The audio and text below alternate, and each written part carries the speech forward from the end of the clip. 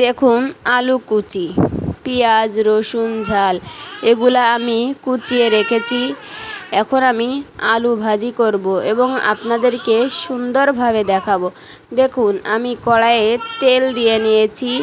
এবার দিয়েছি পেঁয়াজ, রসুন, যেগুলো আমি কুচি করে রেখেছিলাম সেগুলো দিয়ে দিয়েছি। এখন আমি এগুলা নাড়াচাড়া করতেছি।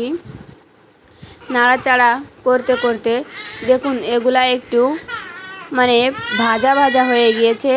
এখন আমি আলু দিচ্ছি। আলু দিয়ে আমি এখনই নাড়াচাড়া করব। আমার এখনও তো আলু দেওয়া শেষ হয়নি। আলু দেওয়া শেষ হলেই আমি এগুলা নাড়াচাড়া করব। নাড়াচাড়া করে তারপরে এর ভিতরে দিয়ে দিচ্ছি একটু লবণ। লবণ দিয়ে অনেক সময় নাড়াচাড়া করার পর যখন আলুগুলো একটু কম হয়ে আসবে বা একটু ভাজা ভাজা হয়ে আসবে, দেখুন কিভাবে আমি ভাজতেছি। এভাবে ভাজতে ভাজতে যখনই আলুগুলো একটু কম হয়ে আসতেছে তখন আমি দিয়ে নিচ্ছি হলুদ। এবার হলুদ দিয়ে একটু নাড়াচাড়া করতেছি।